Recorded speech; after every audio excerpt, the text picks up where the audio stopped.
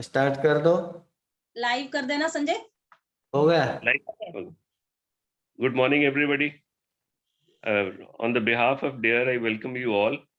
और आज जो सेशन है जिसे हम कहते हैं द मोस्ट अवेटेड, अगर हम कहें कि अथॉरिटी इन वीट एलर्जी तो ये गलत नहीं होएगा।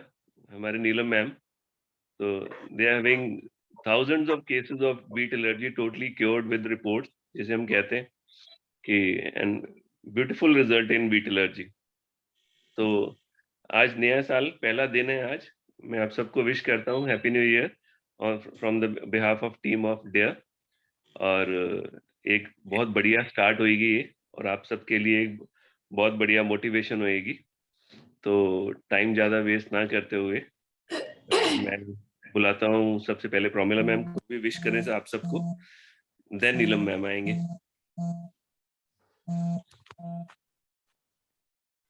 Hello everyone.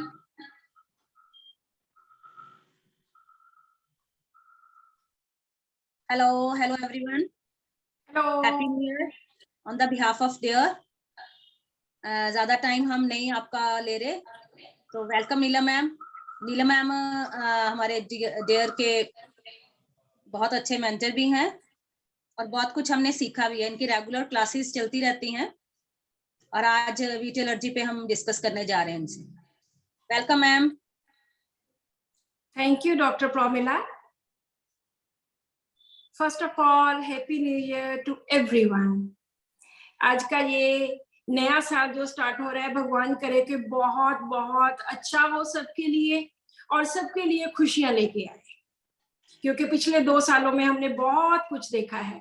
So I wish कि ये साल हमारे सबके लिए बहुत खुशियों भरा हो। सो आज का सेशन स्टार्ट करते हैं।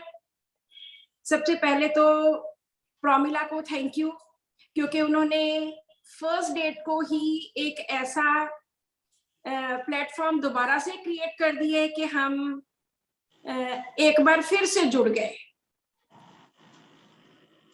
और इनकी डेयर टीम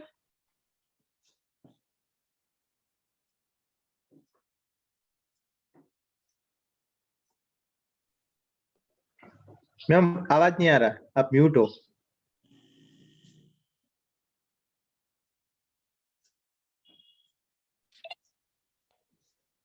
शुरू से नहीं आई आवाज? नहीं अभी आ रही है। पहले नहीं आई थी? नहीं, आगे बस मेरे से गलती से हो गया। ओके। सो डेयर में अब भी हम इस साल 2022 में बहुत कुछ नया लाने वाले हैं। हमारे डॉक्टर्स ने हमें एडवाइस किया है कि कुछ मेडिसिन की जाए, रूब्रिक्स की जाए। So we are planning for a big start और पूरा साल का हम स्केड्यूल बनाएंगे, जिससे हम डेयर में कुछ ना कुछ एक्टिविटीज, कुछ ना कुछ लर्निंग, कुछ ना कुछ एडुकेटिव करते रहेंगे। So I welcome everyone for this session. This session is on the most difficult to treat cases: wheat allergy, gluten allergy और celiac disease. सबसे पहले तो हम जानते हैं कि ये wheat allergy होती क्या है, इसके सिम्टम्स क्या होते हैं, इसमें पेशेंट को क्या लगता है, पेशेंट क्या उसके सिम्टम्स होते हैं, कैसे वो डायग्नोज करवाता है, कैसे वो ठीक हो सकता है। मैं 2005 में मैंने फर्स्ट केस अटेंड किया था, जब मुझे खुद को लगा था कि वीट एलर्जी भी कोई प्रॉब्लम हो सकती है। यस, उस फर्स्ट केस ने मुझे इतनी एनकरेजमेंट दी कि उसके बाद तो हर साल बहुत सारे केसेस ठीक होते गए। तकरीबन 16 इयर्स हो गए मुझे इन केसेस को ट्रीट करते करते, और मुझे नहीं लगता कि जिस भी किसी पेशेंट ने बहुत अच्छे ढंग से, बहुत प्रॉपर तरीके से दवाई ली है, वो ठीक ना हुआ। इसको ठीक होने में साल लगता है, 1.5 साल लग जाता है, 2 साल भी लग जाते हैं, कई बार इससे भी ज्यादा टाइम लगता है। बट जिनमें परसिवरेंस होती है, जो कॉन्टिन्यूसली मेडिसिन लेते हैं, वो डेफिनेटली ठीक होते हैं। ये डिजीज मैंने ज्यादातर बच्चों में देखी है, इवन न्यूली बॉर्न बच्चों में। जब उनको 6 मंथ्स पे 5 मंथ्स पे वीट इंट्रोड्यूस करवाया जाता है तो उनको तभी से प्रॉब्लम स्टार्ट होती है, उनके रैशेस ज्यादा स्टार्ट हो जाते हैं। अदरवाइज भी आप हैरान होगे कि कितने % ये बीमारी फैल रही है या कितनी प्रेवलेंस है इस बीमारी की। 1%, 100 लोगों में से एक जो पेशेंट है वो वीट एलर्जी या सीलियक का है। This is too much. 1%, 100 में से एक जो बच्चा है, एक जो सफरर है वो वीट एलर्जी का है। This is quite alarming. 15-20 साल पहले ऐसे नहीं हुआ करता था। तो अभी हम देखते हैं कि होता क्या है वीट एलर्जी में, ये किस तरह से इसको ट्रीट कर सकते हैं।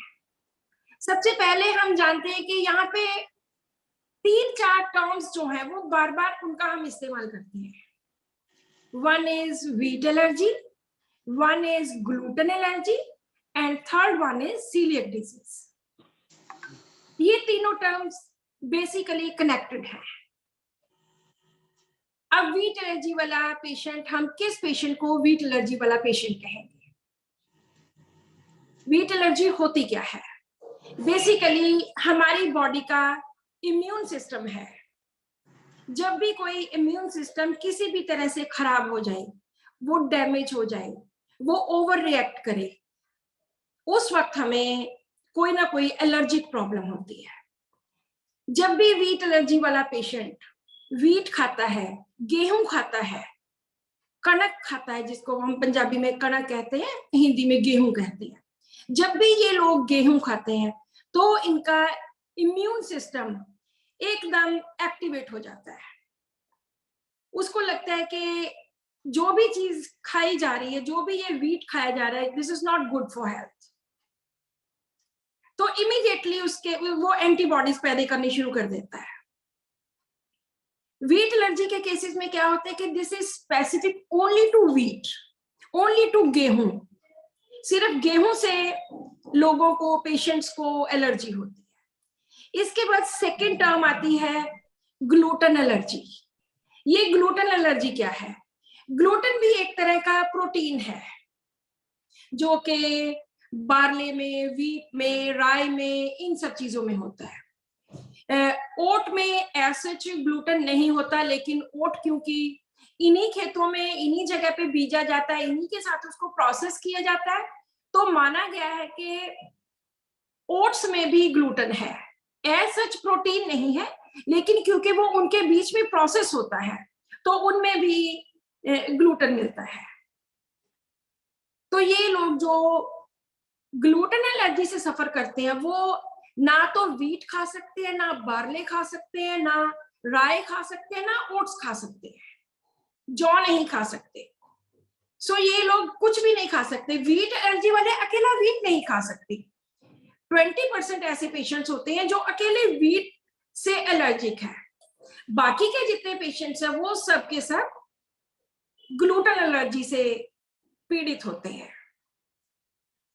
होता इसमें भी वही है कि हमारा इम्यून सिस्टम एक्टिवेट होता है और वो सारी गड़बड़ करता है।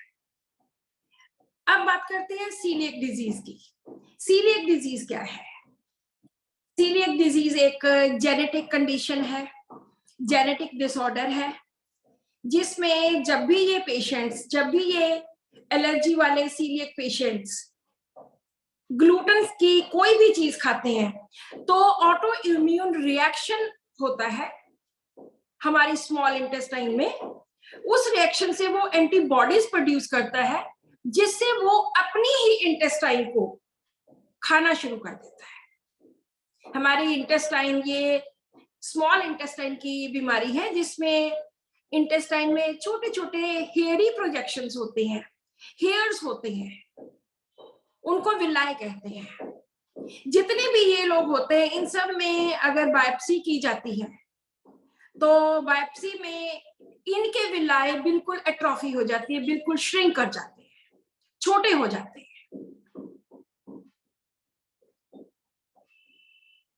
अब हम ये बात करेंगे कि इससे होता क्या है। तो जब एक हेल्दी ह्यूमन बीइंग, एक हेल्दी पर्सन ग्लूटेन खाता है तो उसमें कोई प्रॉब्लम नहीं होती। अगर ग्लूटेन एलर्जी वाला पेशेंट, सीलिएक पेशेंट व्हीट खाता है, ग्लूटेन खाता है, तो उसकी इंटेस्टाइन सोचती है कि ये कोई फॉरेन बॉडी है, फॉरेन चीज है, फॉरेन पार्टिकल है, तो वो क्रिएट करता है इम्यून रिस्पॉन्स को टू द इन्वेडर। तो उसकी लाइनिंग, जो इंटेस्टाइन की, स्मॉल इंटेस्टाइन की लाइनिंग है, वो इन्फ्लेम हो जाती है और उससे विलाई फ्लैटन हो जाती है। और बायोप्सी में बहुत लोगों के ये देखा गया है कि विलस जो एट्रोफी हो जाती है, फ्लैट हो जाती है बिल्कुल। अब फ्लैट होने से क्या होगा? फ्लैट होने से ये लोग जो भी मिनरल्स होते हैं, जो भी छोटी छोटी चीजें जो एब्जॉर्ब करनी होती, आयन जैसी, वो ये एब्जॉर्ब नहीं कर पाते। Just a minute, I am coming.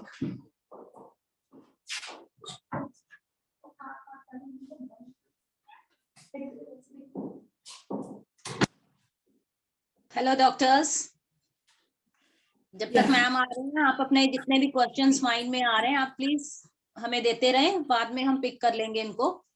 Welcome ma'am, welcome back. या तो ये जो विलाई होते हैं ये बिल्कुल फ्लैट हो जाते हैं, उस वजह से कुछ भी एब्जॉर्ब नहीं कर पाते। हमारी इंटेस्टाइन ना आयन एब्जॉर्ब करती है, ना मिनरल्स एब्जॉर्ब करती है। उस वजह से क्या होगा कि हमारी बॉडी में जो भी ये पेशेंट्स है उनकी बॉडी में अनीमिया हो जाएगा, क्योंकि आयन तो बिल्कुल भी एब्जॉर्ब नहीं कर पाती। तो इसलिए जो व्हीट एलर्जी वाले पेशेंट्स होते हैं उनमें HB की कमी हो जाती है। बहुत बार मैंने देखा है 4-5 तक HB रह जाता है, इतना ज्यादा कम हो जाता है। अब हम बात करते हैं कि इसका रीजन क्या है। अगर हम रीजन की एज सच बात करें तो हमें कभी किसी भी जगह पे इसका रीजन नहीं मिलता। सभी जगह पे यही लिखा मिलता है कि this is a genetic disorder. लेकिन जो मैंने पिछले 10-15 साल से जाना है, या जो मुझे लगता है कि आजकल पिछले 10-15 साल से हम लोगों ने, जब हम व्हीट बीजते हैं तो उसमें बहुत ज्यादा फर्टिलाइजर्स यूज करने शुरू कर दिए, उसमें बहुत ज्यादा केमिकल स्टार्ट कर दिए डालने, ताकि इसकी प्रोडक्शन इंक्रीज करी जाए। वो प्रोडक्शन इंक्रीज करने के चक्कर में ज्यादा से ज्यादा केमिकल्स डलते हैं और उस वजह से ये बीमारी बहुत ज्यादा होने लगी है। और ये बीमारी हमारे पंजाब में खास करके बहुत ज्यादा हो रही है, क्योंकि हमारा बेसिक फूड जो है वो व्हीट है। हर दिन, हर नित्य दिन हमारे पास इतने पेशेंट्स व्हीट के, इतने फोन आते हैं कि मेरे बच्चे को व्हीट एलर्जी है, मुझे व्हीट एलर्जी है, या मैं सीलिएक हूं, या मुझे ग्लूटेन एलर्जी है। इतनी ज्यादा ये बीमारी फैल गई है, जो कि 20 साल पहले हमारे पंजाब में, हमारे इंडिया में बहुत कम हुआ करती थी। अब हम बात करते हैं इसके सिम्टम्स क्या होते हैं। मैं सिर्फ उन सिम्टम्स की बात करूंगी जो मैंने अपने पेशेंट्स में पिछले 15 साल में देखी। सबसे पहली बात कि मैंने छोटे बच्चों में ये बीमारी ज्यादा होते देखी, जो 2 साल का, 4 साल का, 6 साल का, इस तरह के 10 साल तक ये वाले बच्चे मेरे पास ज्यादा आए हैं बीमारी से पीड़ित। इनमें 2 प्रॉब्लम्स तो बहुत मेन थी। सबसे पहली बात, इनमें पेट दर्द, लूज मोशन या कॉन्स्टिपेशन, डायरिया और अनीमिया। पेट खराब रहना, हर वक्त पेट खराब रहना। और जब भी ये पेशेंट्स, जब तक ये डिटेक्ट नहीं हुई होती प्रॉब्लम, तब तक पेशेंट व्हीट खाता रहता है, उसकी प्रॉब्लम बढ़ती जाती है। वो लूज मोशन कभी लग गए, पेट दर्द हो गया, कोई नियर बाय जो भी डॉक्टर होते हैं उनसे वो दवाई ले आते हैं, एंटीबायोटिक दिया जाता है, और एंटीबायोटिक से थोड़ा सा ठीक हो गए, 2-4 दिन, हफ्ता 10 दिन ठीक हो गए, क्योंकि व्हीट तो कभी छोड़ा ही नहीं, उनको पता ही नहीं कि व्हीट एलर्जी है या ग्लूटेन एलर्जी है। तो वो ग्लूटेन खाते रहते हैं और उनकी प्रॉब्लम अंदर के अंदर बढ़ती जाती है। सबसे पहले पेट खराब रहना, वो कॉन्स्टिपेशन भी हो सकती है, डायरिया भी हो सकता है, कॉन्स्टिपेशन भी हो सकती है, यहां तक के स्टूल के साथ ब्लड भी आ सकता है। दूसरा, क्योंकि ये मिनरल्स एब्जॉर्ब नहीं करती स्मॉल इंटेस्टाइन, तो उस वजह से अनीमिया हो जाता है। बार बार पेशेंट्स को ब्लड ट्रांसफ्यूजन देना पड़ता है, या उनको कोई सप्लीमेंट्स आयरन के दिए जाते हैं। और तीसरा जो सबसे मेन मैंने अपने छोटे छोटे बच्चों में देखा, उनकी ग्रोथ रुक जाती है। उनकी ग्रोथ बिल्कुल छोटे से लगते हैं, बिल्कुल पतले होते हैं, बिल्कुल सूख जाते हैं, ना हाइट बढ़ती है ना वेट बढ़ता है, बहुत ज्यादा कमजोर हो जाते हैं ये बच्चे। सो डायरिया, वेट लॉस,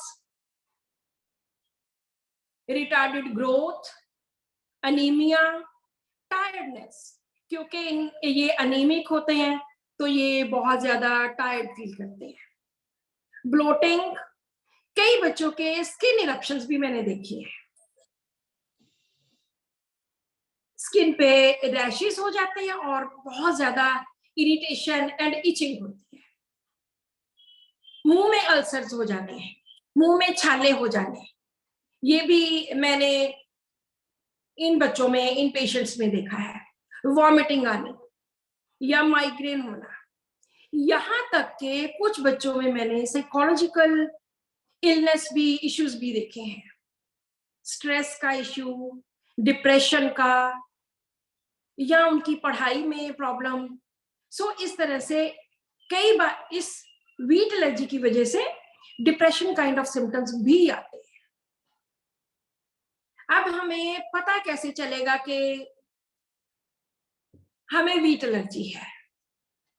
इसके बेसिकली 2 टेस्ट है, टीटीजी, टिश्यू ट्रांसग्लूटामाइनेस, एंड आईजीए। ये ब्लड टेस्ट है। सभी किट्स में डिफरेंट टाइप होता है, एक में 0.8 से लेस होना चाहिए, एक में 7 से लेस होना चाहिए, एक में 20 से लेस होना चाहिए। तो वो टीटीजी ब्लड टेस्ट होता है, जो ब्लड टेस्ट करते हैं उससे पता चलता है कि इसकी रेशो कितनी है, इसका फिगर कितना है। टीटीजी अगर लेस देन 20 है तो वो नेगेटिव है, अगर इससे ज्यादा है, कई लोगों को 100 होता है, 100 तक होता है, 200, 500, जो मैंने सबसे मैक्सिमम आज तक देखा वो 800 तक टीटीजी पहुंच गया था। इतना ज्यादा टीटीजी होना। और दूसरा जिससे कंफर्म होता है वो बायोप्सी है। बायोप्सी वो एंडोस्कोपी करते हैं, अंदर से पीस लेते हैं, उससे बायोप्सी से पता चलता है कि इंटेस्टाइन कितनी को विल्लाए उसके श्रिंक हो गए हैं, एट्रोफी हो गई है, या बिल्कुल फ्लैट हो गई है। अगर बिल्कुल फ्लैट हो गई तो बहुत ज्यादा प्रॉब्लम होती है। तो ऐसे ये 2 तरह की प्रॉब्लम्स मेन है। 2 तरह से हम इनको डायग्नोज करते हैं, टीटीजी एंड बायोप्सी। ये 2 टेस्ट होते हैं। जब भी मेरे से कोई पेशेंट ठीक होता है तो मैं उनको कहती हूँ कि आप बायोप्सी दोबारा करवा लीजिए। तो कोई भी पेशेंट दोबारा बायोप्सी करवाने के लिए राजी नहीं होता, लेकिन सबकी टीटीजी रिपोर्ट के बेसिस के ऊपर ही ट्रीटमेंट होता है। इसके बाद अब बात आती है कि ये पेशेंट क्या खा सकते हैं, क्या नहीं खा सकते। ये पेशेंट बिल्कुल भी वीट या वीट से बने कोई भी प्रोडक्ट्स नहीं खा सकते, या वो प्रोडक्ट्स नहीं खा सकते जिनमें ग्लूटेन होता है। ग्लूटेन एक प्रोटीन है जो इन पेशेंट्स को सूट नहीं करता। तो ये लोग वीट एंड वीट प्रोडक्ट्स बिल्कुल भी नहीं ले सकते, किसी भी फॉर्म में नहीं ले सकते। अब ये खा क्या सकते हैं? राइस खा सकते हैं, क्योंकि राइस में ग्लूटेन नहीं होता है। ग्राम फ्लोर, बेसन, जो चने होते हैं, ब्लैक चने, उनका आटा या बेसन ये ले सकते हैं, या मेज ले सकते हैं, मक्की का आटा। ये 3 चीजें इनके लिए, बस इसके सिवाय इनको किसी भी फॉर्म में ले सकते हैं।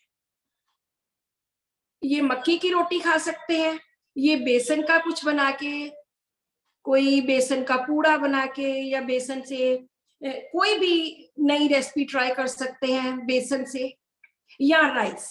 बस इसके सिवा व्हीट या व्हीट प्रोडक्ट्स बिल्कुल बंद। कोई भी वेजिटेबल्स खाएं, कोई फर्क नहीं पड़ता, जितना मर्जी दूध पिए कोई फर्क नहीं पड़ता, और फ्रूट्स सारे खाएं। मैं हर बच्चे को कहती हूँ कि अगर आप व्हीट नहीं खा सकते तो एटलीस्ट दिन में 2 बार दूध जरूर पियो, और हर रोज फ्रूट खाओ कोई ना कोई, ताकि वो जो कमियां उस वजह से आनी है तो थोड़ा सा इनको बैलेंस किया जा सके। अब बात आती है ट्रीटमेंट की। तो एलोपैथी में तो कोई भी इसका ट्रीटमेंट नहीं है, वो तो सिर्फ सप्लीमेंट्स देते हैं और पेशेंट को कहते हैं कि आपने सारी उम्र के लिए व्हीट बंद करना है।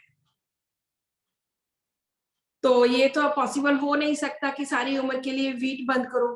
तो लोग जो ऑल्टरनेटिव मेडिसिन है, जैसे होम्योपैथी है, नेचुरोपैथी है, आयुर्वेदिक है, इस तरह उन जगह पे जाते हैं ताकि इसका ट्रीटमेंट करवाया जाए।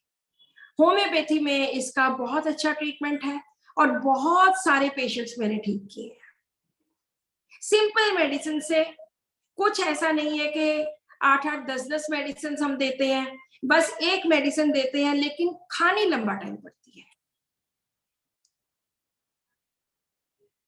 एलोपैथी में एंटीहिस्टामाइन्स है ताकि सिम्टम्स को रिड्यूस किया जाए, या 1-2 और चीजें हैं। तो अब हम बात करेंगे कि पेशेंट्स किस तरह से ठीक होते हैं, हम कौन कौन से सिम्टम्स लेते हैं, कैसे लेते हैं और कैसे ठीक होते हैं पेशेंट्स।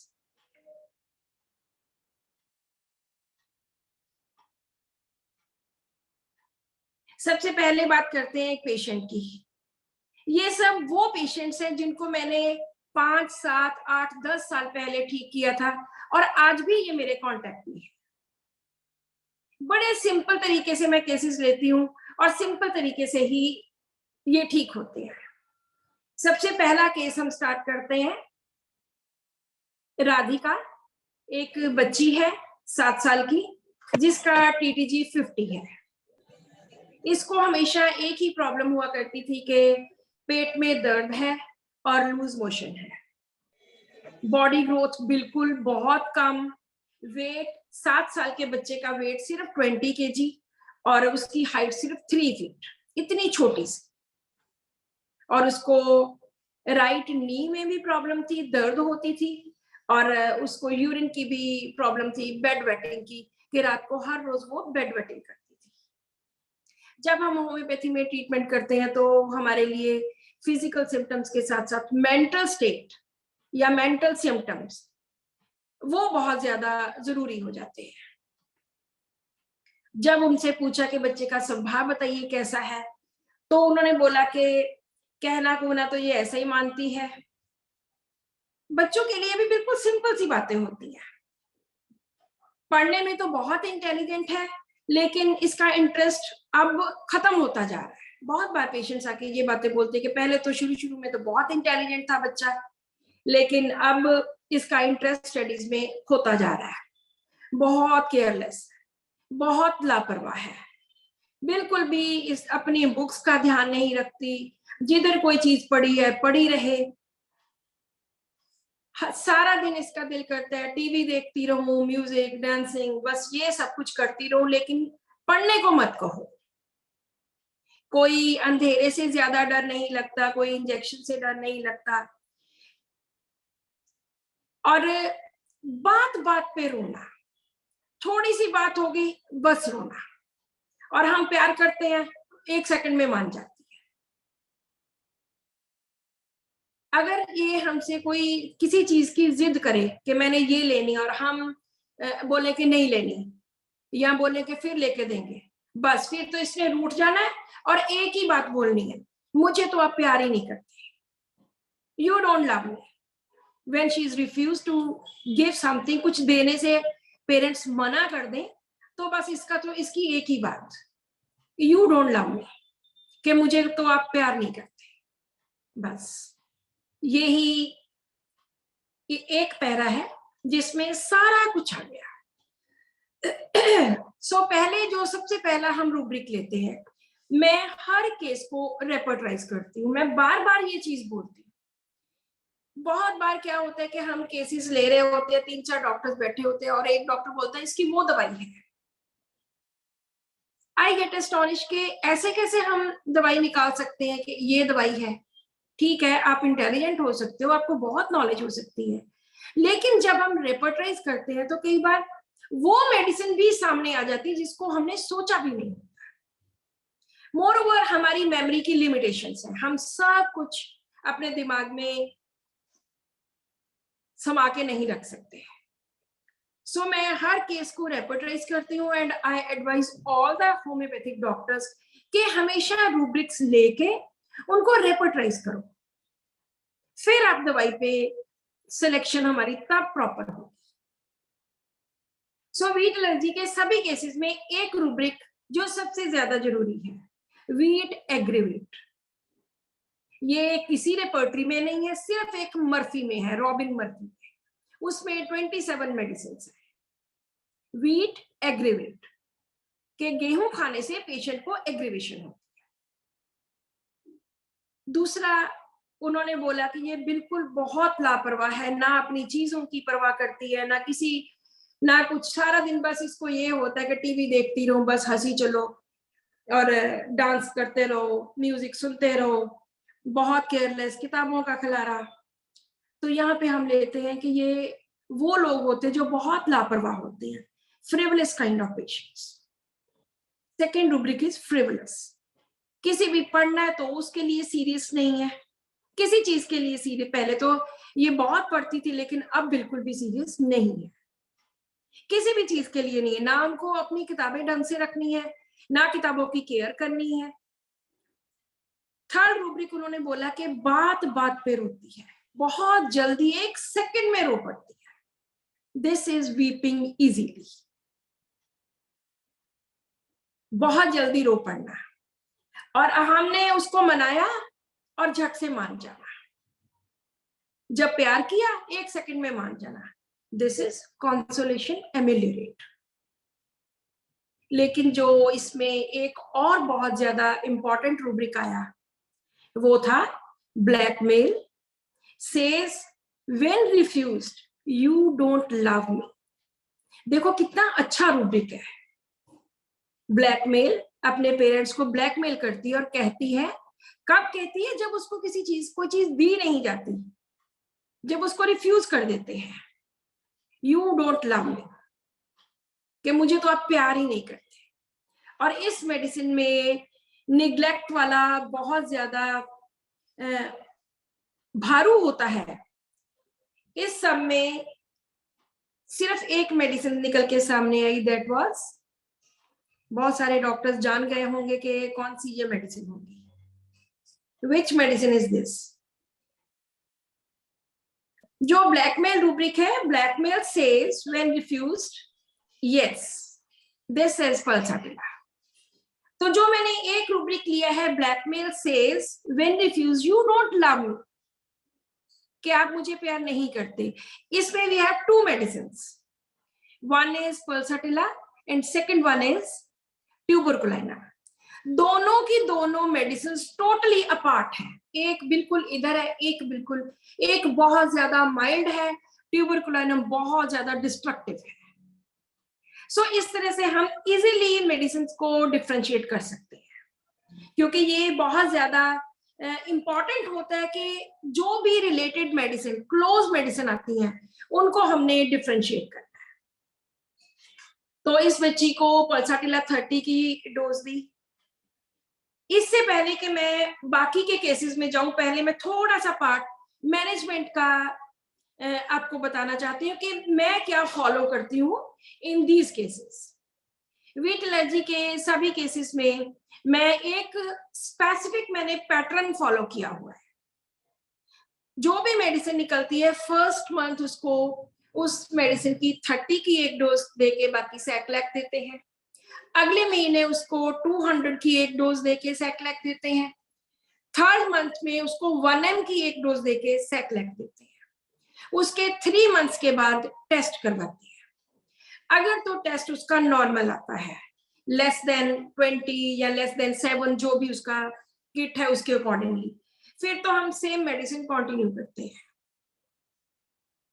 लेकिन अगर वो रिपोर्ट ठीक नहीं आती, उसमें फिर टीटीजी बढ़ा हुआ आता है, फिर हमें लगता है कि ये मेडिसिन ठीक नहीं है, इसका मतलब this is not the best selected medicine. मैं उस वक्त फिर दोबारा केस टेकिंग करती हूँ, दोबारा से एक नया तरीके से कुछ और चीजें जो मैंने नहीं ली होती पहली बार, वो चीजें लेके फिर दोबारा, क्योंकि मैं जो अभी 1-2 और केसेस बताऊंगी तो उनमें फर्स्ट मेडिसिन फेल हुई और सेकंड मेडिसिन जो वो वेल सिलेक्टेड नहीं थी।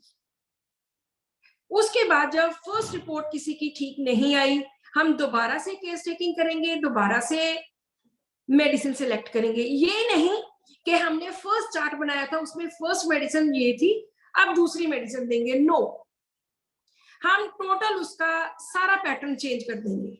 हम देखेंगे कि नेक्स्ट कौन सी मेडिसिन, कौन से हमसे इंपॉर्टेंट रूब्रिक छूट गए। डॉक्टर हैनीमैन ने भी ऑर्गेनॉन में लिखा है कि अगर आपके मन में 2 मेडिसिन आती हैं तो पहले फर्स्ट मेडिसिन दीजिए, फिर देखिए उनसे कौन कौन सी चीजें, कौन कौन सी प्रॉब्लम्स ठीक हो गई, उसके बाद सेकंड मेडिसिन नहीं देनी, उसके बाद केस टेकिंग दोबारा कर। तो इस तरह केस टेकिंग दोबारा की, दोबारा करने के बाद अगेन फर्स्ट डोज 30 की saclac for 1 month, then 200 saclac for 1 month, then 1 mg, then again saclac. फिर 3 मंथ्स के बाद रिपोर्ट करवाएंगे। जब पेशेंट की रिपोर्ट तकरीबन हर 3-3 महीने के बाद मैं करवाती हूँ, कई बार पेशेंट्स 4 महीने के बाद करवाते हैं, लेकिन मेरा ये होता है कि आप 3 महीने के बाद रिपोर्ट करवाइए। जब ये पेशेंट्स 3 मंथ्स के बाद फिर रिपोर्ट आई और फिर नॉर्मल आ गई, ऐसे कभी नहीं हुआ कि दूसरी मेडिसिन भी गलत निकले, क्योंकि पेशेंट को बहुत लंबा टाइम दवाई खानी पड़ती है। 3 मंथ्स के बाद फिर हम 3 महीने तक 1 mg एवरी मंथ एक डोज रिपीट करेंगे और साथ में सैक्लेक देंगे। उसके बाद 3 मंथ्स के बाद फिर से सेकंड रिपोर्ट होगी। टीटीजी एंड एचबी, ये 2 चीजें जरूरी हैं, हम चेक करवाते हैं। और जब टीटीजी फिर से नॉर्मल आया और 6 मंथ्स हो गए पेशेंट को दवाई देते, तो हम पेशेंट को कहते हैं कि हफ्ते में एक बार एक टाइम आपने व्हीट खाना है, कोई भी ग्लूटेन खाना है, चाहे वो रोटी की फॉर्म में हो, चाहे वो ब्रेड हो, चाहे वो केक हो, चाहे जो भी पेशेंट को पसंद है, चाहे मैगी हो, 1 टाइम हफ्ते में, ओनली 1 टाइम, नॉट 1 डे, सिर्फ एक टाइम लेना है। और अगर आपको कोई प्रॉब्लम होती है तो आपने मुझे बताया। उस टाइम तक पेशेंट की ऑलमोस्ट सारी कंप्लेंट्स ठीक हो गई होती हैं और 3 महीने फिर हम उनको बोलते हैं कि आपने लगातार हर हफ्ते एक बार व्हीट खाना है। 3 मंथ्स के बाद हम फिर से रिपोर्ट करवाते हैं। ये मैनेजमेंट पार्ट है, ये बहुत ज्यादा जरूरी है। कई बार डॉक्टर्स 6 महीने मेडिसिन देने के बाद बोलते हैं कि अब खाना शुरू कर दो। जब एकदम सडनली पेशेंट खाना शुरू कर दे ऑल द 3 टाइम्स, तो प्रॉब्लम फिर वहां पर ही पहुंच जाती है। तो हम धीरे धीरे बॉडी को सेटल डाउन करते हैं। इसके बाद फिर हम 3 मंथ्स के बाद रिपोर्ट करवाते हैं। रिपोर्ट में वैसे किसी के भी बड़ा हुआ नहीं आता, अगर आ गया तो हमें पता लग जाता है कि इस पेशेंट ने एक बार खाना नहीं खाया।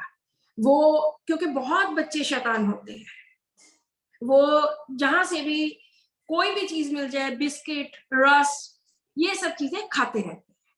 फिर हम पेरेंट्स को कहते हैं बहुत स्ट्रिक्टली कि प्लीज अगर आपने बच्चा ठीक करवाना है तो इसका सब कुछ बंद करो, रिपोर्ट इतनी नहीं आ सकती थी। फिर नेक्स्ट 3 मंथ्स इसी तरह मैं हर 1 महीने में उस मेडिसिन की 1 mg की डोज या 2 महीनों में 1 mg की एक डोज विद सैक्लेक, इस तरह से कंटिन्यू करती हूँ।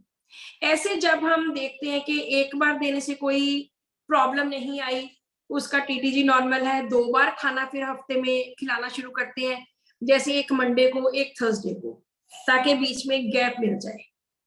फिर भी उसके बाद पेशेंट को लगता है कि ठीक हूँ 2 बार खाना खाने के बाद। जब हम नेक्स्ट टाइम टीटीजी करवाने के बाद पेशेंट को बोलते हैं कि 3 टाइम्स लेना है, तो पेशेंट तकरीबन फुल टाइम ही लेना शुरू कर देते हैं। और बहुत सारे पेशेंट्स में हमने देखा कि पेशेंट्स ठीक रहते हैं। 3 टाइम होने के बाद भी मैं 6 मंथ्स का फॉलो अप देती हूँ। मैं फिर दोबारा 3 मंथ्स के बाद टेस्ट करवाती हूँ और फॉलो अप देती हूँ, कि ताकि ऐसा ना हो कि 2 रिपोर्ट्स नॉर्मल आई और पेशेंट ने बोला नॉर्मल हो गई जी, और मैं वीक टोटली स्टार्ट कर दूं और पेशेंट फिर से 6 महीने के बाद मेरे पास आ जाए। आज तक किसी भी केस में कभी रिलैप्स नहीं हुआ, कभी मेरे पास एज सच पेशेंट वापस नहीं आया। इस प्रोसेस को तकरीबन 2 इयर्स लगते हैं, 2 साल, 2.5 साल भी लग सकते हैं। एक मेरे पास ऐसे ही पेशेंट थे, बहुत अच्छे ठीक हो रहे थे, बच्ची थी उनकी, तो 1.5 साल उनका बीत गया, 1.25 साल बीत गया। तो उसके बाद मैंने बोला कि अब आप 2 बार इसको खिलाना शुरू करो। जब उन्होंने 2 बार खिलाया तो 3 महीने के बाद रिपोर्ट आ गई 100।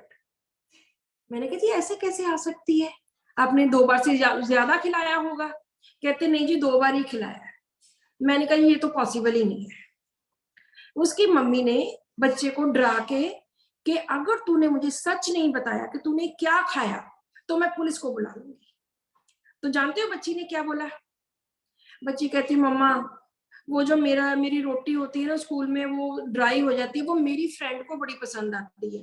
मेरी फ्रेंड मेरा खाना खाती है और मैं उसका खाना खाती हूँ। रोज ही वो वीट खाना उसने शुरू कर दिया।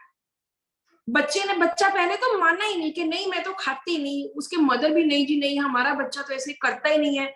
आजकल पेरेंट्स जो हैं बच्चों के लिए बहुत ज्यादा प्रोटेक्टिव बन गए हैं कि बच्चों की किसी भी बात को वो लगता है कि नहीं नहीं हमारा बच्चा झूठ नहीं बोल सकता, हमारा बच्चा चोरी नहीं कर सकता, हमारा बच्चा ऐसे नहीं करता। बच्चे बच्चे होते हैं, वो कुछ भी कर सकते हैं। आपकी आंखों के पीछे वो बहुत कुछ करते हैं। तो इसलिए मैं लोगों को कहती हूँ कि आपने सिर्फ अगर मैंने 1 बार बोला है तो 1 बार दीजिए, 2 बार बोला है तो 2 बार दीजिए। इस बात का आपने ध्यान रखना। सो इस तरह से 2 या 2.5 साल तक पेशेंट पूरी तरह 100% ठीक होते हैं। और मैं फिर भी कहती हूँ कि आप 6 महीने के बाद आप इनका टेस्ट करवाया करो। मेरे पास सभी जितने भी पेशेंट्स ठीक हुए सभी के रिकॉर्ड्स पड़े हैं। मैं सभी के रिकॉर्ड्स अपने पास रखती हूँ ताकि मैं ये कह सकूं कि हाँ ये पेशेंट इस रिकॉर्ड के अकॉर्डिंगली ठीक हुआ है। और जो मैं अभी भी केसेस बताऊंगी सब विद रिकॉर्ड्स हैं। ये नहीं कि दवाई दी, एक बार एलर्जी लेवल टीटीजी ठीक आ गया तो उसका मतलब है कि पेशेंट ठीक हो गया। तो हम पल्साटिला वाले केस की बात कर रहे थे। उसको पल्साटिला 30 की 1 dose the, followed by Saclac for 1 month, then second month Pulsatilla 201 dose, then Pulsatilla 1M1 dose, third month. तो उसके बाद जो उन्होंने फर्स्ट टाइम वो 2/7 को मेरे पास आए थे और 22/9 को उन्होंने टेस्ट करवाया, तकरीबन 2.5-3 महीनों के बाद। जो 50 टीटीजी था दैट वाज 15.7 और ये 20 से कम होना चाहिए था। So it was less than 20, it was 15.7. उसके बाद जब नेक्स्ट टीटीजी करवाया दैट वाज 22/9 के बाद 31/1 को दैट वाज 3.8। तो जब 3.8 टीटीजी आया तो मैंने उसको बोला कि इसको वीट 1 हफ्ते में 1 बार खिलाना शुरू करें। हालांकि उसके फादर बोल रहे थे कि बच्चा बहुत एक्टिव है अदरवाइज, लेकिन उसकी हाइट एंड वेट थोड़ा कम है, वो धीरे धीरे अपने आप बढ़ जाते हैं। तो हफ्ते में 1 बार वीट स्टार्ट करवाया गया। 3 महीनों के बाद दोबारा रिपोर्ट करवाई गई, टीटीजी वाज 12.20 और उसका वेट 20 से 24 किलोग्राम हो गया। उसकी हाइट भी इंक्रीज हुई। नेक्स्ट रिपोर्ट उसकी टीटीजी वाज 2.8 2 साल के बाद, और उसका वेट था 25.4 एंड हाइट थी 4.3। तो ये तकरीबन 1.5 साल 2 साल तक इसका ट्रीटमेंट चला, और उसके बाद बच्ची बिल्कुल ठीक हो गई। 6 महीने के बाद 1 टाइम स्टार्ट करवाया गया, उसके बाद 9 मंथ्स के बाद 2 टाइम्स, और अब तो इस बात को तकरीबन 14 का ये केस है, 2014 का, 7 साल हो गए हैं। तो इसके फादर अभी भी कई बार आते हैं कुछ ना कुछ किसी चीज की दवाई लेने, लेकिन बच्ची इनकी बिल्कुल ठीक है। मैं 1M के बाद 10M तक बहुत कम केसेस में जाती हूँ, लेकिन इस केस में मैंने 10M की एक डोज भी यूज की, क्योंकि इसके फादर हमेशा कहते थे कि बच्ची बहुत कमजोर है, तो इसको पल्साटिला 10M की एक डोज भी दी गई। सो इस तरह से ये वीट एलर्जी वाला केस पल्साटिला से ठीक हुआ है। अब हम एक और दूसरे केस की बात करते हैं। ये एक लड़की है अबाउट 23 इयर्स, इसको भी तकरीबन 2012 का ये केस है, 9 इयर्स पहले का। इसको ये प्रॉब्लम 2005 में डिटेक्ट हुई थी। इसके फादर को भी वीट एलर्जी थी, इसकी सिस्टर को भी वीट एलर्जी थी, तो घर में तीनों जनों को वीट एलर्जी थी, लेकिन उन्होंने दोनों ने इलाज नहीं करवाया, इस लड़की ने इलाज करवाया। इसका HB बहुत लो रहता था। HB इतना लो एक बार हो गया कि ये फेंट ही हो गई, बेहोश होके गिर गए। तो जब मेरे पास आए तब इनको जो प्रॉब्लम थी वो था कि पेट अक्सर खराब रहता है और साथ में लूज मोशन रहते हैं, और जब भी वो वीट खाती हैं बस इनका पेट ही लूज हो जाता है, पेट में दर्द होना शुरू हो जाता है, ऐसी प्रॉब्लम्स आती हैं। इनका HB जब मेरे पास आए तब इट वाज 5 ग्राम था। आप ये देखिए कितना HB कम हो जाता है, and TTG was 40। She was 23 years old, 23 साल की लड़की थी। तो मैंने इनसे पूछा कि अपनी नेचर के बारे में बताइए। इन्होंने बोला कि डॉक्टर साहब मैं तो हर चीज के लिए बहुत ज्यादा पर्टिकुलर हूँ, हर चीज में बहुत ढंग से बहुत तरीके से करती हूँ, मैं वीट बिल्कुल नहीं खाती, 95% तक मैंने वीट को रिस्ट्रिक्ट किया हुआ है। उन्होंने बोला कि मैं अदरवाइज थोड़ा डर लगता है अंधेरे से, थोड़ा इंजेक्शंस वगैरह से, जैसे हमारे क्वेश्चंस होते हैं उसके अकॉर्डिंगली अगर पेशेंट बोलता है कि थोड़ा लगता है, थोड़ा ऐसा है, थोड़ा वैसा है, तो हम उस चीज को कंसिडर नहीं करेंगे। तो इन्होंने बोला कि मैं काफी जिद्दी हूँ, स्टडी में तो मैं हमेशा एवरेज ही रही हूँ, कभी ज्यादा मेरे कोई टॉपर टाइप तो मैं थी नहीं, और गुस्सा आता है, कभी कभी आता है, बहुत ज्यादा नहीं आता, लेकिन जब भी आता है तो मैं बहुत डिस्ट्रक्टिव हो जाती हूँ, बहुत ज्यादा चीजों की तोड़ फोड़ करती। फिर मैंने कहा जी अपने स्वभाव के बारे में कोई बहुत अच्छी बात बताओ। तो उन्होंने बोला कि डॉक्टर साहब एक चीज मेरे में बहुत इंपॉर्टेंट है और बहुत मुझे अच्छी लगती है, I love drawing, I love painting, मैं बहुत क्रिएटिव हूँ। अपने घर को मैंने इतनी सुंदर सुंदर पेंटिंग्स बना बना के सजाया हुआ है, और इतना ज्यादा मैं पेंटिंग्स करती हूँ, बहुत सुंदर सुंदर, बहुत सालों से कर रही हूँ। तो जितने भी लोग आर्टिस्टिक होते हैं या जिनको भी पेंटिंग्स या ड्राइंग्स करना पसंद होता है, मैं उनको सिर्फ एक ही मेडिसिन में कंसिडर करती हूँ। Yes doctor Chandni Khanna, this is carcinosin. अभी तो हमारी रेपर्टरीज में बहुत तरह के आर्टिस्टिक एप्टीट्यूड में बहुत medicine, 11 medicine, artistic aptitude, inept for, apt for, ये सब में 11 उसमें है, क्रिएटिविटी में, फिर और आर्ट्स के तरीके हैं, प्लास्टिक आर्ट्स है। सो ये नई नई चीजें अभी ऐड हो गई हैं। लेकिन ये 9-10 साल पुराना केस है, तो तब सिर्फ एक ही मेडिसिन हुआ करती थी, कार्सिनोसिन। तो इसी के बेसिस के ऊपर मैंने उनको कार्सिनोसिन दी, एंड 30 की एक dose the, again the same process. उसके बाद 200 की एक डोज, उसके बाद 100 की एक डोज, फॉलोड बाय सैक्लैक। और इनकी आप रिपोर्ट्स देखिए, पहली बार लेस देन 20 जो चाहिए, दैट वाज 2.80, एकदम कितना कम हुआ। HB was 11। आप सोचो कि जब वो मेरे पास आई थी उनका HB 5 ग्राम्स था, और मेरे पास ये सब रिपोर्ट्स पड़ी हैं। और जब सेकेंड टाइम 1 महीने के बाद टेस्ट करवाया, HB was 11 and TTG was 2.80। उसके बाद 5 मंथ्स के बाद दोबारा TTG किया, दैट वाज 0.9, जो कि लेस देन 20 होना चाहिए, और HB वाज 11.9, वो भी बढ़ गया। फिर इनको 1 टाइम स्टार्ट करवाया गया कि खाना स्टार्ट करो 1 टाइम वीट, हफ्ते में 1 बार।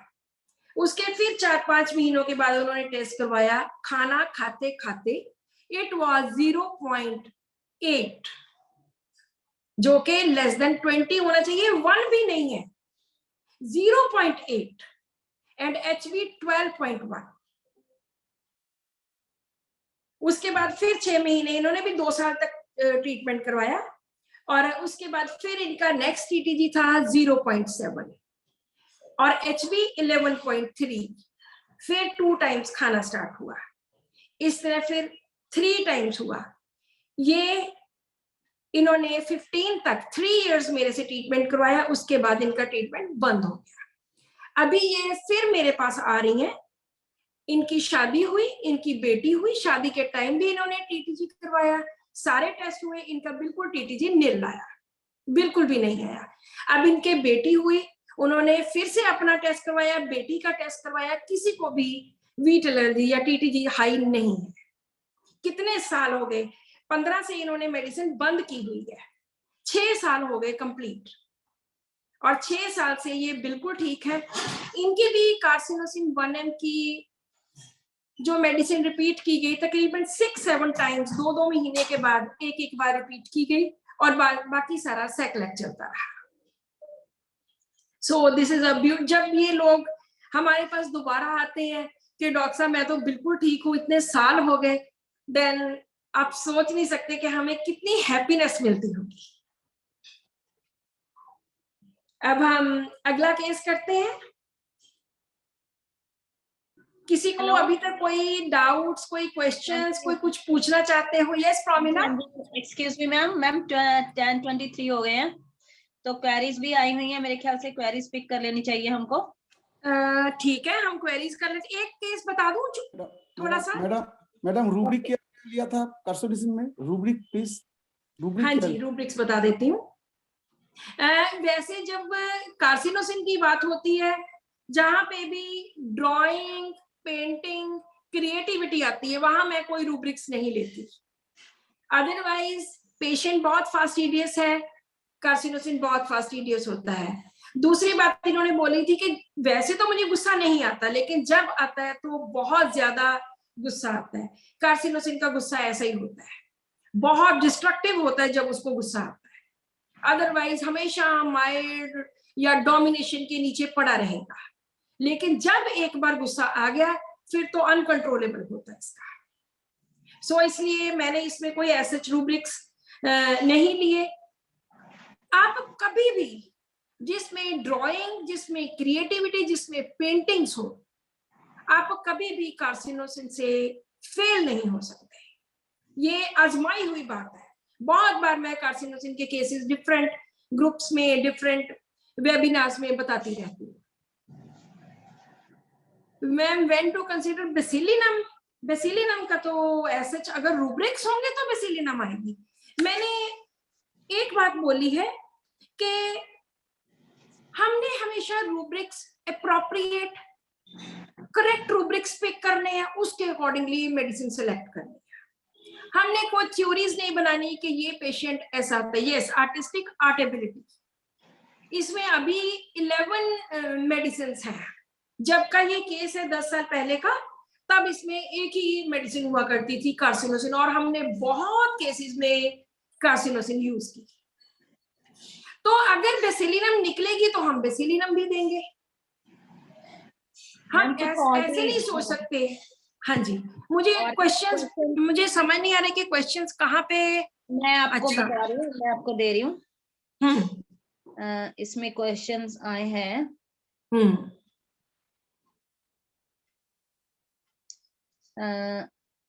डॉक्टर श्रुति है एक, doctor Shruti Kuthangi. If the intestine is not able to absorb minerals, then what is the use of giving iron supplements? If the intestine is not able to absorb minerals, हाँ, वो तो हम then what कहते is हैं the ना, use of giving iron supplements? तो iron हम नहीं supplements देते। हेलो डॉक्टर श्रुति, हम सप्लीमेंट्स नहीं देते, लेकिन एलोपैथी में कुछ इसका ट्रीटमेंट है ही नहीं है, तो फिर उन्होंने तो सप्लीमेंट ही देने हैं ना, आयरन सप्लीमेंट्स। वो कैल्शियम देते हैं, आयरन देते हैं, मल्टीविटामिन देते हैं, उनके पास है ही ये, तो वो देंगे। मैंने आज तक 5 इसका 5 रह गया था एचबी, कभी किसी केस में फेरम फॉस नहीं दी, फेरमेट नहीं दी, नेवर इन माय लाइफ, कभी भी नहीं। मुझे इतना पता है कि अगर मेरी मेडिसिन वेल सिलेक्टेड है तो वो उसकी इंटेस्टाइन, स्मॉल इंटेस्टाइन अपने आप ही आयरन एब्जॉर्ब करना स्टार्ट करेगी और बॉडी को अपने आप ही आयरन मिलना शुरू हो जाएगा। मैं हर पेशेंट को कहती हूँ कि सब कुछ छोड़ दो, आज से आपने कोई कैल्शियम नहीं लेना, कोई मल्टीविटामिन नहीं लेने, कोई आयरन नहीं लेना। मैं हर पेशेंट को कहती हूँ, क्योंकि मुझे पता है कि मेरी मेडिसिन ने उसको इंटरनली अपने आप ठीक करना है इन जेंटल वे। सो इसलिए मैं कभी नहीं देती, और हम लोग वैसे भी कुछ ऐसी चीजें इस्तेमाल नहीं करते। हाँ जी Pramila, next question. Doctor SM Patel बोल रहे हैं, बाजरा खा सकते हैं क्या? बारले, बाजरा ले सकते हैं? बाजरा क्या, बाजरे को क्या बोलते हैं इंग्लिश में? वो मैं उनको बोलो कि मुझे पर्सनल उस पे कर दे, तो मैं ढूंढ के उनको बता दूंगी। ठीक है जी, ये ढूंढ के मैं बता दूंगी कि बाजरा, मुझे लगता है कि बाजरा ग्लूटेन फ्री होता है शायद, आई डोंट नो, मुझे एग्जैक्टली नहीं पता, लेकिन मैं आपको, मिलेट्स हैं, हाँ मिलेट्स में तो आई थिंक ग्लूटेन नहीं होता, लेकिन फिर भी चेक करना पड़ेगा। जैसे मैंने एक बार नेट पे देखा तो कोक में भी ग्लूटेन था, तो चॉकलेट्स में भी ग्लूटेन है। सो बहुत सारी ऐसी चीजें हमने ये चेक करना है कि उसमें ग्लूटेन है या नहीं है। बाजरे वाला जो क्वेश्चन है वो मैं उनको, डॉक्टर साहब को बोलना कि व्हाट्सएप पे मुझे मैसेज करें, और मैं, yes doctor Chandni says bajra this is gluten free and this can be taken. Okay, next question है, अगर ये सारे सिम्टम्स हो मगर वीट एलर्जी ना हो, तब भी सेम मेडिसिन आएगी? yes, बिल्कुल, हाँ बिल्कुल बिल्कुल। Without gluten free diet the TTG normal हो जाता है क्या? Without gluten free diet, gluten free diet नहीं दोगे तो TTG नॉर्मल आ जाएगा? ऑफ कोर्स नॉर्मल आ जाएगा जी।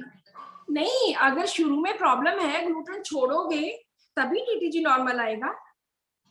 हाँ जी, वही पूछ रहे हैं वो। हाँ, अगर सुनो, अगर हम वीट लेना छोड़ देते हैं, चाहे कोई दवाई ना भी लें, तब भी आपका wheat allergy TTG level low आएगा, तब भी लो आएगा। बहुत सारे लोग पूछते हैं कि अगर हमने वीट ही छोड़ दिया तो हमारा तो लेवल अपने आप ही लो आएगा।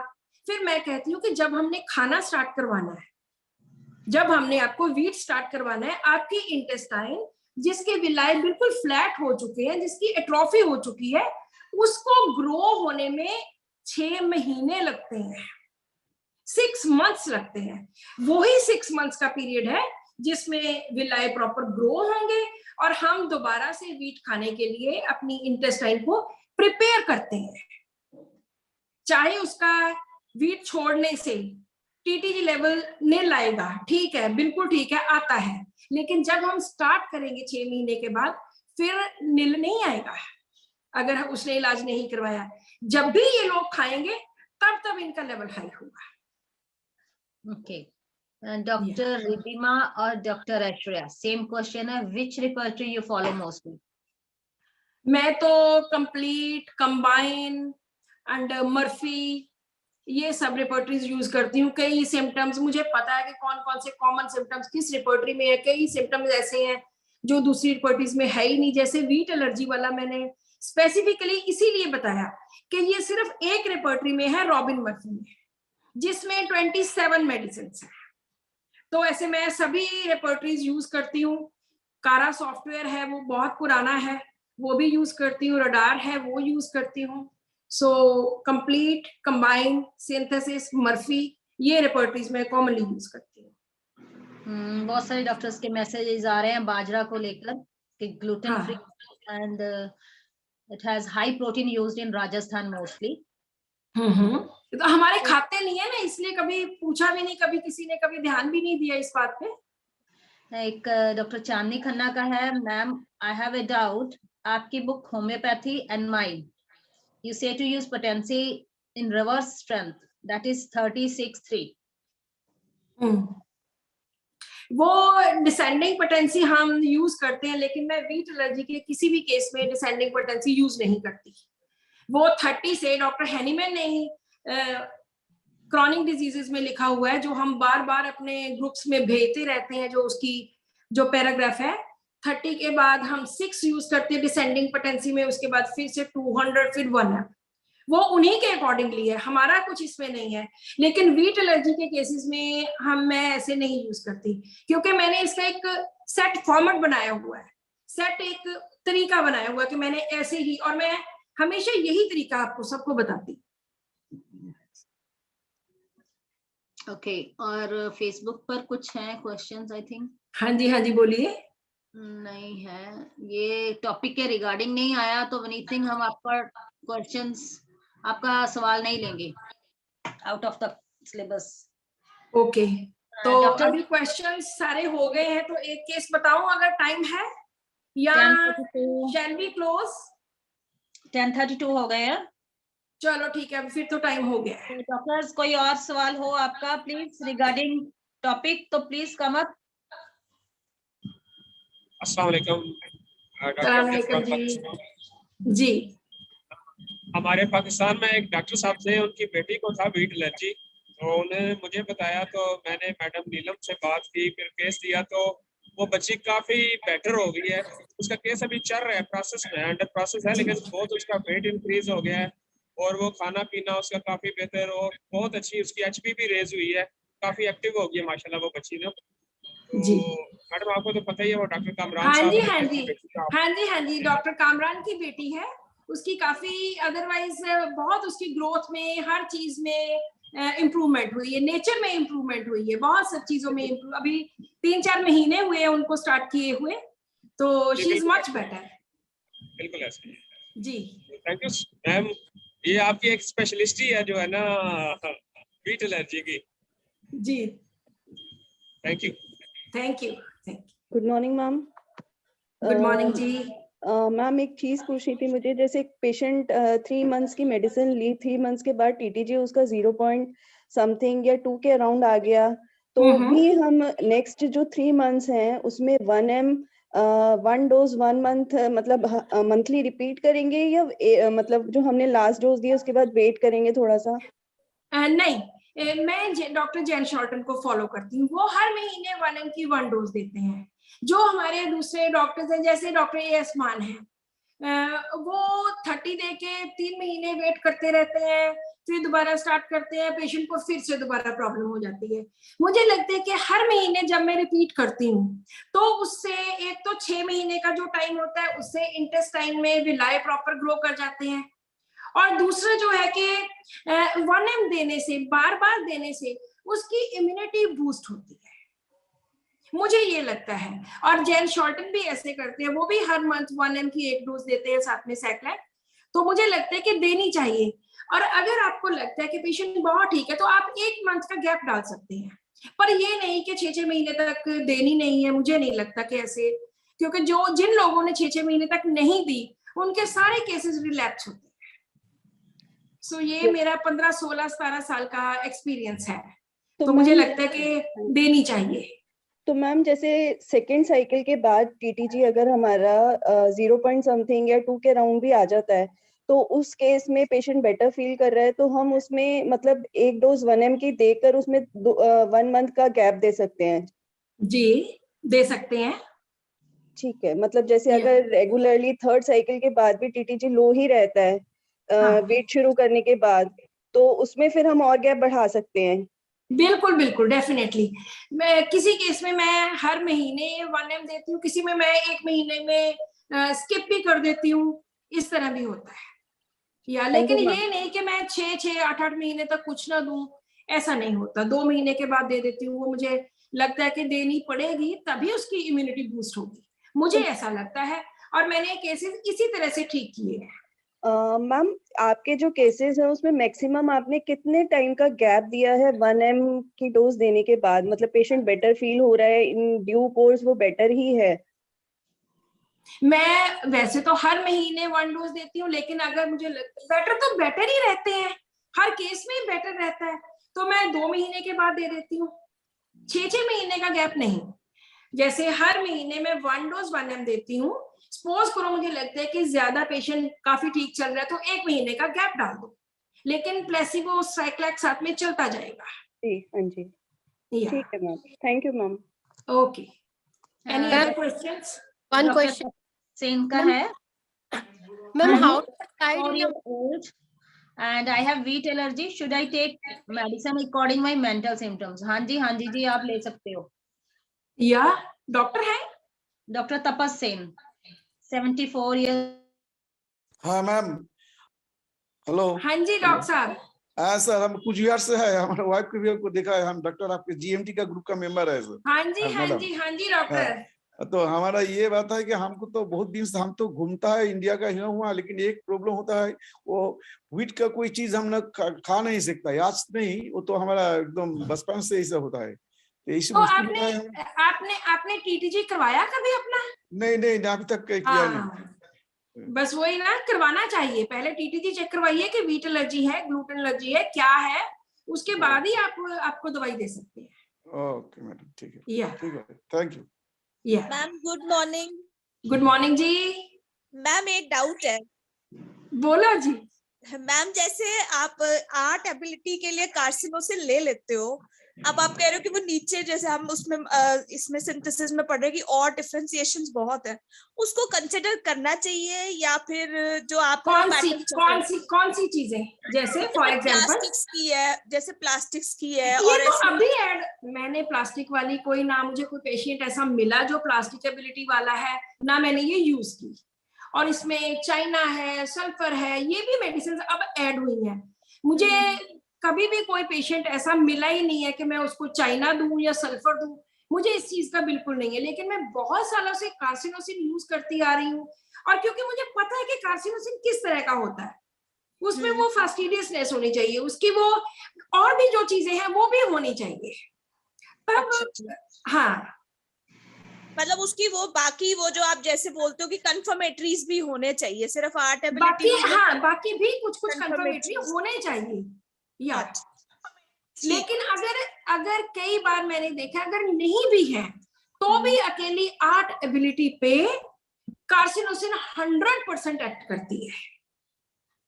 लेकिन ये क्योंकि नोसोड है, तो मैं इसको बहुत ध्यान से यूज करती हूँ कि इसकी 1 डोज दे के कहीं मैं ज्यादा ना यूज करूं, तो मैं इसकी 1 डोज दे के फिर वेट करती हूँ। आम पेशेंट्स में अगर व्हीट एलर्जी का नहीं भी है, दूसरी पेशेंट्स है, तो भी मैं वेट करती हूँ। एक बार एक मेरे पास ऐसा ही, जस्ट वैसे ही बता रही हूँ 2 मिनट में, एक ऐसे मैं बताती हूँ कि एक पेशेंट के आर्मपिट में इतना बड़ा लंप था पिछले 25 साल से, और वो केस हिस्ट्री बताता गया, बताते बताते जब मैं अपने लैपटॉप पे उसका सिम्टम्स कर रही थी, तो उसने बोला कि डॉक्टर साहब मैं तो बहुत अच्छी पेंटिंग्स करता हूँ। मैंने कहा जी अच्छा, तो कहते मैं दिखाऊं? मैंने कहा हाँ जी दिखाओ। उसने अपने मोबाइल में जो मुझे पेंटिंग्स दिखाई, एक के बाद एक, मैंने तो अपना केस वहां पर ही बंद करके उसको पहले कार्सिनोसिन, मेरे पास तब 230 नहीं थी, 200 थी, मेरी यूनिट की बात है। ये मैम आपने बताया हुआ है केस। हाँ, तो मैंने 200 की 1 डोज दी। जब वो अगली बार 15 दिन के बाद आए, उनका वो जो एक्जिला में इतना बड़ा लंप था सिर्फ 5% रह गया, 95% ठीक हो गया। पिछले 25 साल से था वो। मतलब अभी भी एबिलिटी पे आप कहते हो आंख बंद करके दे देनी चाहिए। मैं तो एक बार तो मैं जरूर दे देती हूँ, 8 एबिलिटी पे आंख बंद करके देके देखो एक बार। लेकिन 8 एबिलिटी ऐसी होनी चाहिए कि जो शुरू से पेंटिंग्स करता आ रहा है, जिसकी ड्राइंग बहुत अच्छी है, इस तरह से। तो मैम Yeah. सिर्फ उसमें सिर्फ ड्राइंग्स को ले रहे हैं, जैसे आर्ट एंड क्राफ्ट, कई लोग क्राफ्ट में भी बहुत अच्छे होते हैं, क्राफ्ट, यस, दोनों लेके चलते हैं ना। हाँ, सब कुछ। क्योंकि एक बार मेरे पास एक पेशेंट आए थे, जो मैंने अभी वो बताना था, चलो अब टाइम नहीं है। वो कहते थे कि लड़की को बाहर से कोई पत्थर भी मिल जाता है, तो उसपे भी वो उसको करके उसके ऊपर डिजाइन बनाती है, इस तरह। हाँ, ये बताया आपने बताया। ठीक है। तो इस तरह से हम आंख बंद करके देखो एक बार। ठीक है ma'am, thank you so much ma'am. Okay भाई। One more question from Dr. Ridhima. हाँ जी। When to go for TTD and when for IgA? Ridhima symptoms के ऊपर बेटा डिपेंड करता है। नेक्स्ट क्वेश्चन रिधिमा हमारा जो हम देते हैं TTG और IgA दोनों सेम है। IgG, IgM ये डिफरेंट है। हम सिर्फ एक ही टेस्ट पे ज्यादा डिपेंड करते हैं, TTG, जो स्पेसिफिकली ग्लूटेन के लिए होता है। Next question again from Ridhima. Ma'am, mostly we read that NSAIDs should be given in hypertensive. In your second case, you shared that you gave carcinosin 30 in first month, then 200, then 1 m. Can we give carcinosin? सुनो, चाहे nosode हो, चाहे कोई acute medicine है, चाहे chronic medicine है, हम हर case को 30 पोटेंसी से स्टार्ट करते हैं। ये मैं अपने हर लेक्चर में बताती हूँ। पहले हम 30 देंगे, उसके बाद 6 देंगे, उसके बाद 200 देंगे, उसके बाद 1 m देंगे।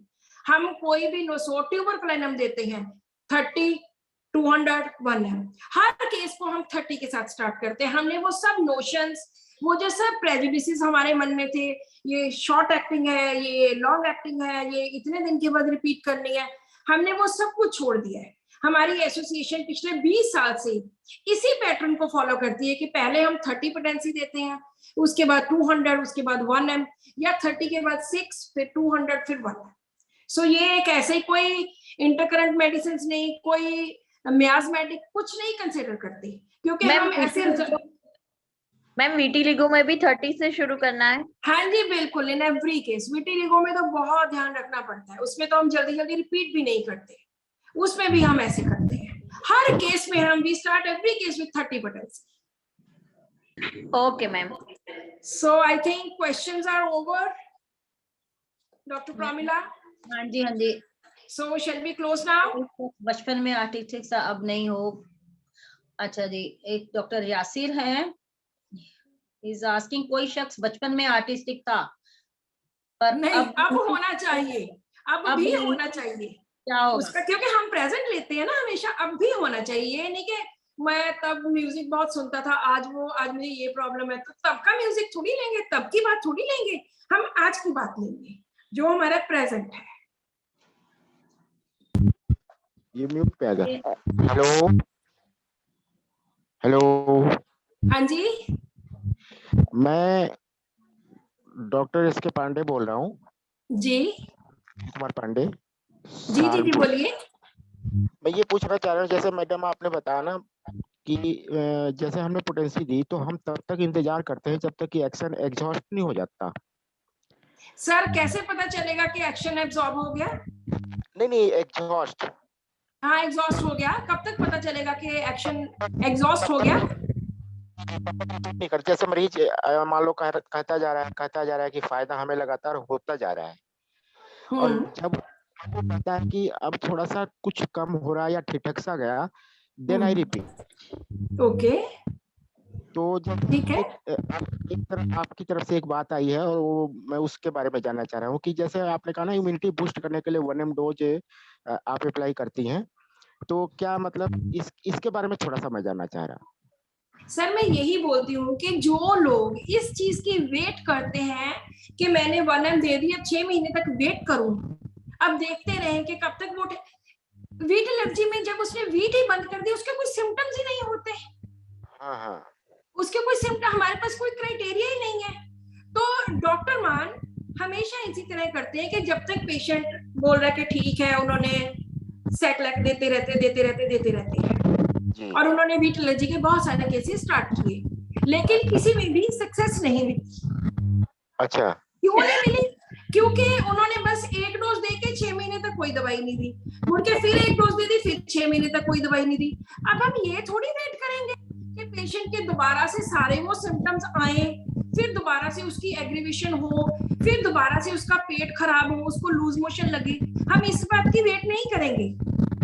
वैसे हमने 1 महीने में रिपीट करना चाहिए फिर उस पोटेंसी को, या डॉक्टर जैन शॉल्टन, मैंने बोला कि मैं डॉक्टर जैन शॉल्टन को फॉलो करती हूँ, तो वो हर महीने 1 ml की 1 डोज रिपीट करते हैं, वही मैं पैटर्न फॉलो करती हूँ, उसी हिसाब से ही मेरे सैकड़ों केसेस ठीक हुए हैं। ये वीट एलर्जी के मामले में स्पेशल है या हाँ, किसी भी? अकेला वीट एलर्जी, ये मेरा पैटर्न सिर्फ वीट एलर्जी का है, बाकी केसेस में नहीं। जी मैं यही घुटने में दर्द है तो वो बियर कर सकता है, लेकिन अगर किसी का पेट वीट एलर्जी दोबारा हो गई, उससे फिर पेट खराब हो गया, तो हमारे पास क्या और कुछ रह जाता देखने के लिए? कुछ भी नहीं। फिर कितनी देर उसको फिर से वीट बंद करके रखे? हाँ, तो मतलब इसलिए मैं मैनेजमेंट पार्ट जो मेरा अपना बनाया हुआ है उस पे मैं ज्यादा ध्यान देती हूँ, और उस पे मैं ज्यादा उस पे करती हूँ कि मैनेजमेंट पार्ट बहुत ज्यादा ठीक होना जरूरी है। बाकी केसेस में हम कर सकते हैं, यहाँ तो कोई सिम्टम ही नहीं है। जी बहुत अच्छा, आपने बहुत अच्छी बात बताई। और आपसे एक रिक्वेस्ट है मैडम जी, आपने टॉपिक पे आप लोग बीच में ये डिस्कशन लगातार ऐसी जारी रखें होम्योपैथी के कल्याण के लिए। बिल्कुल जी बिल्कुल, हम जारी रखते हैं, हमारे और भी जगह पे वेबिनार्स चलते रहते हैं, आप हमारे ग्रुप्स के साथ शायद जुड़े हुए हैं। हाँ जुड़ा हुआ हूँ मैं, आपकी वजह से आपको रिक्वेस्ट किया था, आपने लिंक दिया था, उससे जुड़ा हूँ मैं। जी और जी मैं जी प्रमिला जी को भी, आपको जी, मान सर को भी, और काफी लोग करता रहता हूँ और बहुत अच्छा। थैंक यू जी, thank you thank you. I think time काफी हो गया, 10:47। ठीक है जी, ओके डॉक्टर प्रमिला, अभी हम क्लोज करते हैं सेशन। जी, मैं कुछ सीनियर्स के नाम लेना चाहूंगी जो हमारे साथ जुड़े हुए हैं। डॉक्टर अनीता, डॉक्टर अमजद पाकिस्तान से जुड़े हुए हैं, डॉक्टर मनदीप कनाडा से। Ma'am, bundle of thanks. हमारे टीम मेंबर भी हैं, मनदीप हमारे पेज को अपडेट कर रही हैं रेगुलरली, डेली। इसके अलावा डॉक्टर सुषमा,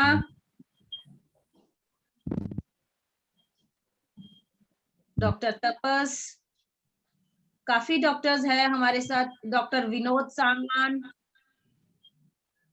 डॉक्टर अमान, डॉक्टर मोहम्मद अमजद, हमारे साथ काफी बहुत सारे मेरे पुराने दोस्त हैं और कुछ न्यू फ्रेंड्स, डॉक्टर आलम बख्शी जी, अंजुम, काफी अच्छे अच्छे डॉक्टर्स हैं जो हमारे साथ आज जुड़े हैं। थैंक यू आप लोगों ने टाइम निकाला। और मैं अपनी टीम की तरफ से सबको एक बार फिर से हैप्पी न्यू ईयर विश करती हूँ। हमारे डेयर के जो पैटर्न है डॉक्टर रविंदर कोचर, मेरी तरफ से doctor Neelam, doctor Yogesh, doctor Manish, doctor Mandeep Jot, सबकी तरफ से आप सबको बहुत बहुत हैप्पी न्यू ईयर की विशेस। खुश रहिए, आबाद रहिए। और हमारे जो प्रोग्राम्स को हमेशा ऑपरेट करते हैं doctor Sanjay Solanki, thank you Sanjay, आप बहुत हेल्प करते हो हमको। थैंक यू जी। और बहुत लोगों की हमें आ भी रही है, मैसेजेस आ रहे हैं कि प्रोग्राम्स को कंटिन्यू कीजिए। डेफिनेटली हम कंटिन्यू करेंगे, हमारी कोशिश रहेगी हम बाकी मेंटर्स को भी लेके आए। और आप में से भी अगर कोई चाहता है हमारे साथ जुड़ना लाइव, सैटरडे हमारा एक सेशंस की हमने शुरू करी है, एवरी सैटरडे हम एक लाइव सेशन देंगे। ऊपर करना, उसके लिए भी कोई जुड़ना चाहता हो तो प्लीज आप मुझे कांटेक्ट कर सकते हैं। Now over to doctor Yogesh.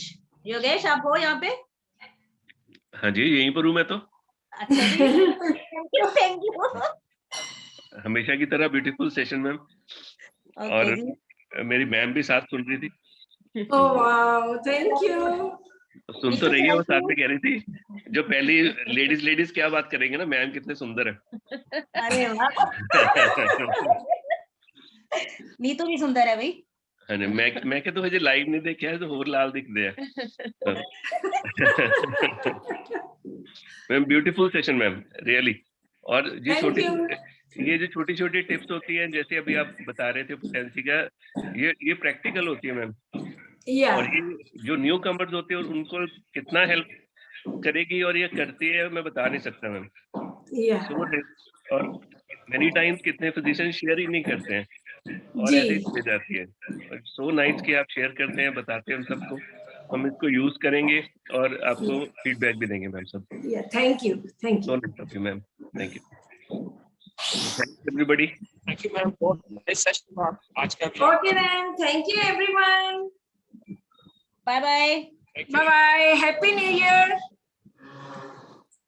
Yeah.